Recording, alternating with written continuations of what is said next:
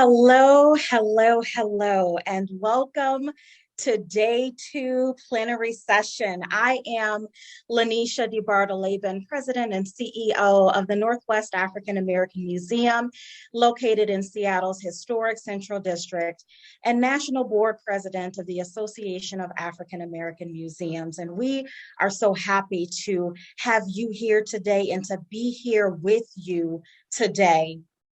Because today is for us, it is by us, it is about us, and we honor the ancestors, all the ancestors who made a way for us to be here today. For the next hour or so, we will center our attention on ourselves, our shared history, and how art has moved us forward as Black, Indigenous, and people of color. We will hear from 4 arts administrators who are using their art and their leadership to inspire, to inform, to critique, to challenge, and to change minds and systems. And as we begin today's session, we remember those artists who were activists, who came before us, those like Paul Robeson and Lorraine Hansberry and August Wilson and Elizabeth Catlett and so many others. We remember Dr. Margaret Burroughs, Dr. Charles Wright, John Kennard, Rowena Stewart, and the founders of the Black Museums movement. We remember and honor the Gang of 4 in Seattle and those leaders of Detroit who helped to create spaces for us. We honor the lives and walk in the legacies of those artists who were activists who came before us. And so this session is about what we carry within us from our past into every space that we enter. The brilliance and the resilience and the fortitude found in our art and in ourselves. And James Baldwin said it best. He said that history is literally present in all that we do, that history does not refer merely or even principally to the past, that we are controlled by it, and it sets our frames of reference, our identities, and our aspirations. History and heritage, it's a beautiful thing. And so with that in mind, we embrace the spirit of Sankofa right now. We look back as we forge ahead with a focus on our art as a vehicle for change. And we are honored to have 4 remarkable arts administrators who are using their art and their leadership to bring about change, transformation, liberation, to bring about healing. And we'll hear from each one of them with opening statements about their work. And then we'll engage in a Q&A with each one of them.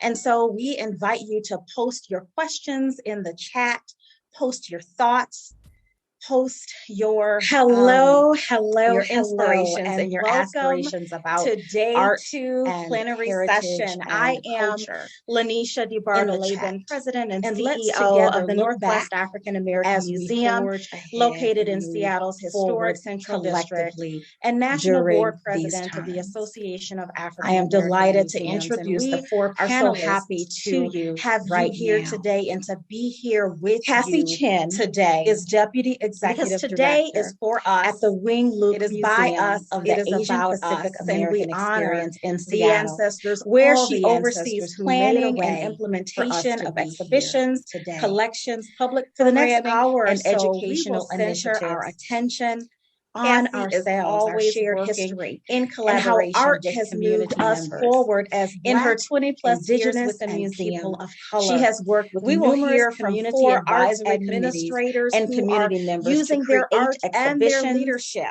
gather to inspire, to inform, museum to critique, to challenge, during the museum's capital project system. She led community-based program planning and served on the design team. Those artists who were activists of the Wing Loop Museum's community-based exhibition and Lorraine Hansberry, this museum August Wilson and Elizabeth Catlett and so many others. We remember Dr. Margaret Burroughs, Dr. Charles Wright, John Kennard, Rowena Stewart. She currently serves serves on the Seattle Arts Commission in the city of Seattle, Equitable Development of Four in Seattle, and those leaders we look forward to hearing to create spaces for us. We also have as a panelist Dr. Jasmine walk in the legacies of Dr. Mahmoud is a curator, arts advocate, and historian of art and performance. She is assistant professor of art leadership at Seattle University, teaching classes including one entitled Black Lives Matter, art leadership theory and practice, the resilience and the fortitude engages contemporary theater and performance and in art and activism.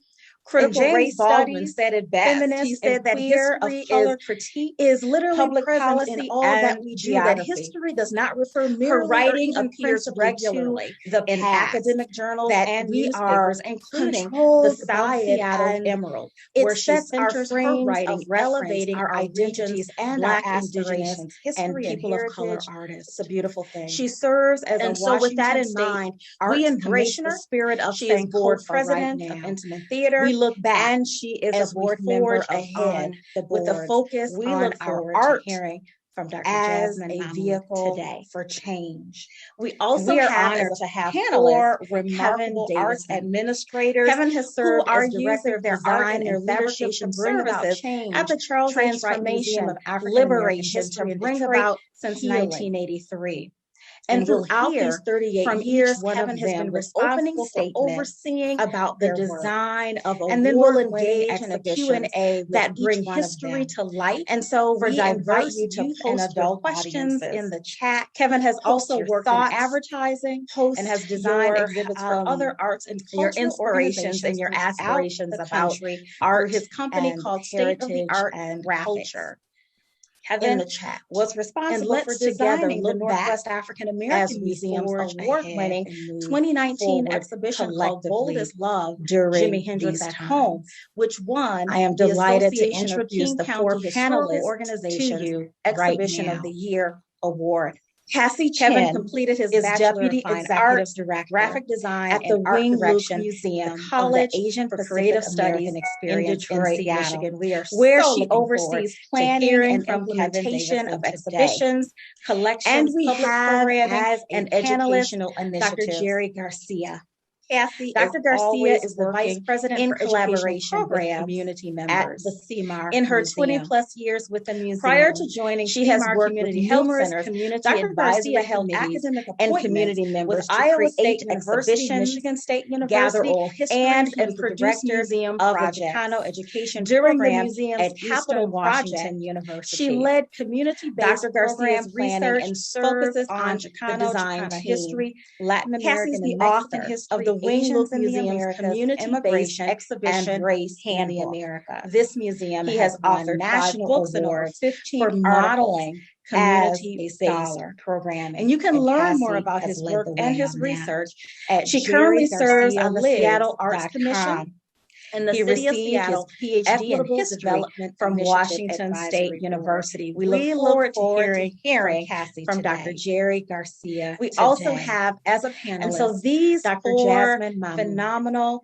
arts administrators, curator, arts advocate, and historian opening statement and performance about she is assistant professor of arts leadership and how their form of teaching classes, including one entitled Black Lives Matter, for art leadership theory and practice. Let's hear her work engages contemporary theater and performance, Cassie, art and activism, critical race studies. Thank you, Lanisha, for gathering us here together. And I'm so grateful to be here with you all. So I'm Cassie. I'm fourth generation Chinese American from Seattle. Academic journals and I'm grateful to have been able to work at the Wing Luke Museum and in Seattle's Chinatown International District for over 20 years. I think it's over 25. And people of color artists. Stop right at 20. She serves as a Washington Before State I dive into my personal story, I wanted to briefly share the context for my story, which lies in the Chinese exclusion era. And I believe I have some slides to go along from Dr. Jasmine Mahmoud today.